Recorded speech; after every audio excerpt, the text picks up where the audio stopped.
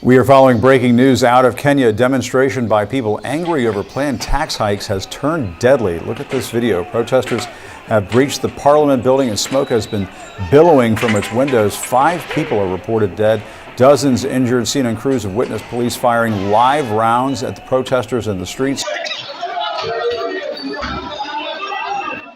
Mr. Speaker, sir, I'm here to address you. You must go. Ruto must go. In Nairobi in Kenya, the city is reeling from a day of chaos and violence. Protesters have been clashing with police.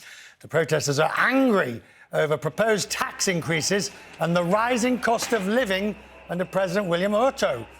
Earlier, demonstrators stormed Parliament. Lawmakers were discussing a controversial new finance bill.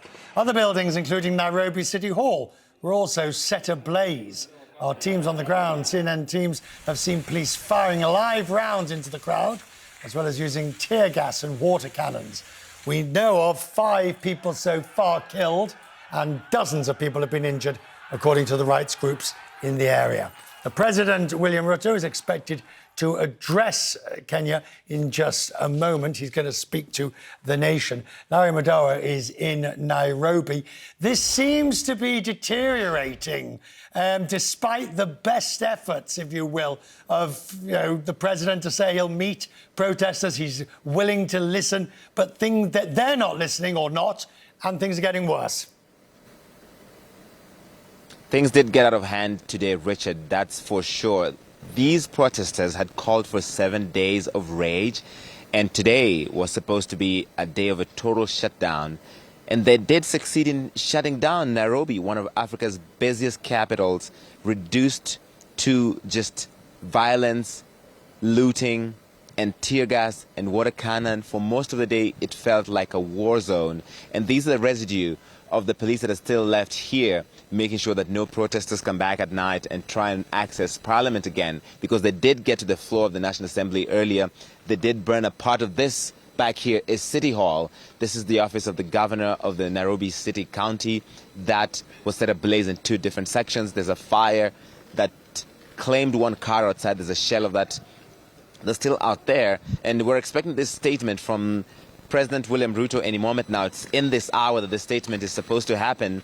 And he's speaking on the backdrop of this security presence where hundreds of police officers were trying to protect Kenya's parliament, and protesters still made it their way inside there. Police having to use live rounds, and at least 5 people killed as a result of that. But also take a look at this scene over here, Richard. This is Carrefour Market. It's one of the major stores here in Nairobi. It was vandalized. Let me interrupt you there. Forgive me. We're going to go now to President Ruto, who is speaking. Let's have a listen to what the president says. Institutions. An otherwise legitimate expression of the fundamental rights and freedoms of assembly, demonstration, picketing, and petitioning of public authorities by a section of law-abiding citizens of the Republic of Kenya was infiltrated and hijacked by a group of organized criminals. Most regrettably, today's attack on Kenya's constitutional order has resulted in the loss of lives, also destruction of property and desecration of institutions and emblems of our sovereignty. Today's events mark a critical turning point on how we respond to grave threats to our national security. I assure the nation that the government has mobilized all resources at the nation's disposal to ensure that a situation of this nature will not recur again at whatever cost. I thank our security officers who were on duty today for applying themselves to the best of their abilities in the defense of Kenya and its people. Accordingly, I have directed all the organs of our national security to deploy measures to thwart any attempt by dangerous criminals to undermine the security and stability of our country. As the people of Kenya go to bed tonight, I give you my assurance that your security, that of your families and property, remains my utmost priority.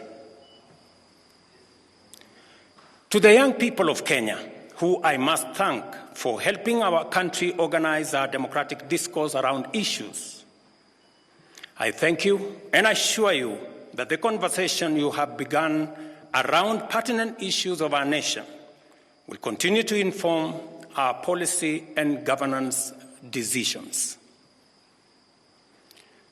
As I promised on Sunday, this conversation will not be in vain.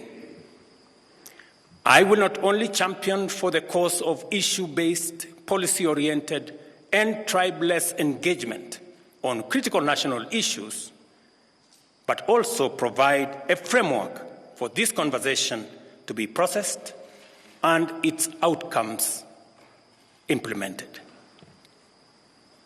However, our national conversation on any subject matter must be conducted in a manner that respects and honors the foundational values upon which our nation is established, namely constitutionalism, the rule of law, and respect for institutions.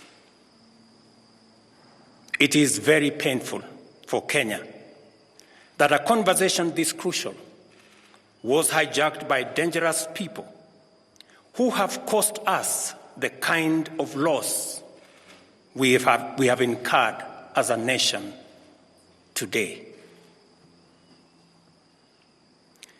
It is possible that the criminals who rained terror on innocent people and attempted to challenge our law enforcement deployments are still determined to continue with their dangerous behavior. I assure the nation of the government's determination to fulfill its constitutional duty of protecting the people of Kenya against all forms of harm. I hereby put on notice the planners, financiers, orchestrators, and abettors of violence and anarchy that the security infrastructure established to protect our republic and its sovereignty will be deployed to secure the country and restore normalcy. It is not in order or even conceivable that criminals pretending to be peaceful protesters can rain terror against the people, their elected representatives, and the institutions established under our Constitution and expect to go scot-free. We must isolate crime from democratic expression and separate criminals from people exercising the freedom of expression and divergent opinion. I shall continue to lead a government that is fully committed to maintaining the integrity of our state, promoting the unity of our nation, and enhancing the peace and security of all citizens and their livelihoods. I am bound under sacred constitutional mandate to respect, uphold, and defend the Constitution of Kenya, which declares that all sovereign power belongs to the people, and that this power shall be exercised only in accordance with the Constitution. The government will therefore uphold its constitutional mandate to secure our nation and its development, and shall treat every threat to national security and the integrity of our state as an existential danger to our republic.